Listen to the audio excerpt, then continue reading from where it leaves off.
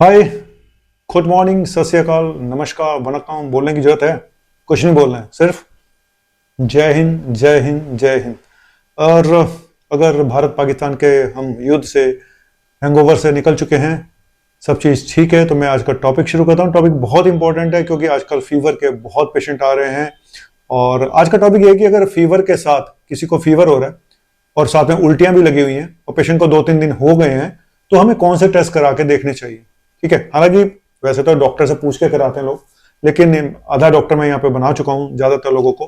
तो एक awareness topic है, क्योंकि कई बार जो जूनियर डॉक्टर्स हैं या जो झोला छाप हैं या आरएमपी हैं, उनको भी कई बार पता नहीं होता कि हमें कौन से टेस्ट कराने हैं, और कई बार सारे टेस्ट करा देंगे आलतू फालतू, है ना।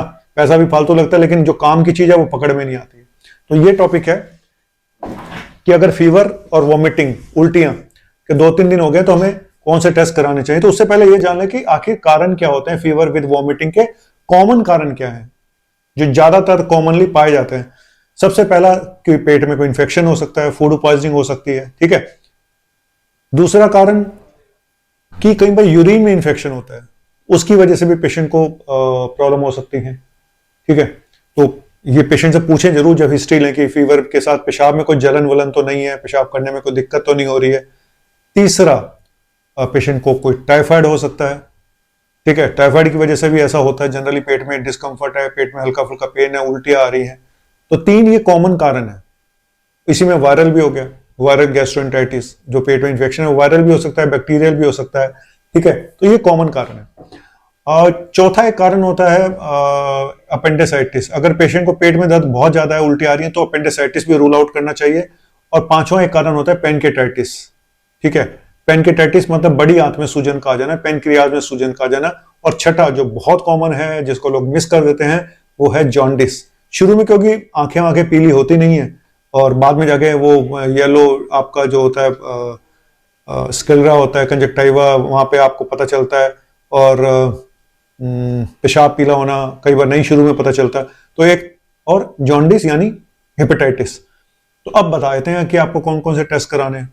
सिंपल सा है। सबसे पहले सीबीसी जरूर टेस्ट कराना है, कंप्लीट ब्लड काउंट्स।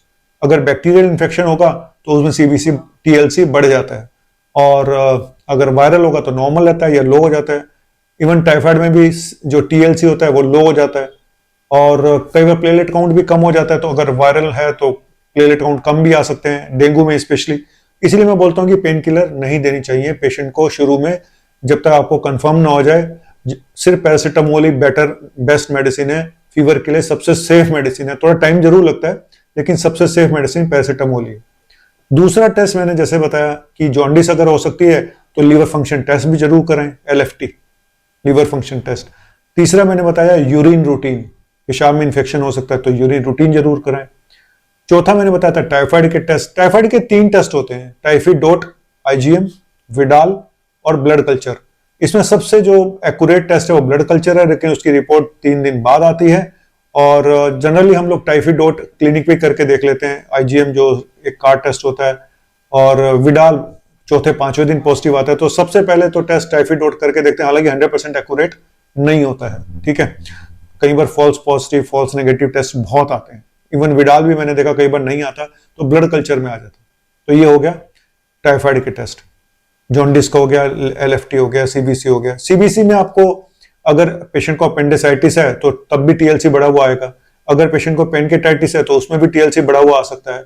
लेकिन पेनकेटाइटिस के लिए सीरम अमाइलेज और लाइपेज टेस्ट कराने जरूरी हैं, और अल्ट्रासाउंड पूरे पेट का। अगर आपको अपेंडिक्स का डाउट है या पेनकेटाइटिस का डाउट है तो अल्ट्रासाउंड कराना भी जरूरी है पूरे पेट का। तो मैंने जो टेस्ट बताए आपको, सबसे पहले हम अगर नॉर्मल केस है एक पेशेंट का फीवर विद वॉमिटिंग, 4 टेस्ट सबसे इंपॉर्टेंट है, सीबीसी, एलएफटी, यूरिन रूटीन और टाइफाइड के टेस्ट। ये 4 टेस्ट इंपॉर्टेंट है अगर पेशेंट को 2-3 दिन हो गए फीवर को तो। ठीक है, और विडाल जनरली टाइफाइड का चौथे 5वें दिन पॉजिटिव आता है। अगर पेन बहुत ज्यादा है, पेट में दर्द बहुत ज्यादा है, तो फिर आप अल्ट्रासाउंड जरूर कराएं। कई बार कोलिसिस्टाइटिस भी निकल आता है, गॉल ब्लैडर में सूजन आई पड़ी है, गॉल ब्लैडर में पथरी निकल आती है, वॉमिटिंग भी हो रही है, पेन भी हो रहा है, तो अल्ट्रासाउंड बहुत जरूरी है पेनक्रियाज को देखने के लिए, अपेंडिक्स को देखने के लिए। और फिर पेनकेटाइटिस का मैंने अलग से टेस्ट बताया, सीरम अमाइलेज और सीरम लाइपेज। तो ये कुछ टेस्ट हैं, और कॉमन से टेस्ट हैं, कोई बहुत महंगे टेस्ट नहीं है, लेकिन ठीक है, अब है तो है बीमारी तो टेस्ट तो कराने पड़ेंगे अगर डाउट है तो लेकिन पहले दिन पे ही टेस्ट मत कराएं, कोशिश करें क्लिनिकली डायग्नोस करने की, पेशेंट को सिम्टोमेटिक ट्रीटमेंट देने की, ठीक है। तो और अगर फीवर है तो पैरासिटामोल दे दें, उल्टी आ रही है तो उसके लिए मेडिसिन दे दें, पेट में सूजन का डाउट है तो उसकी भी दे दें, जो भी आपने देना है, ठीक है।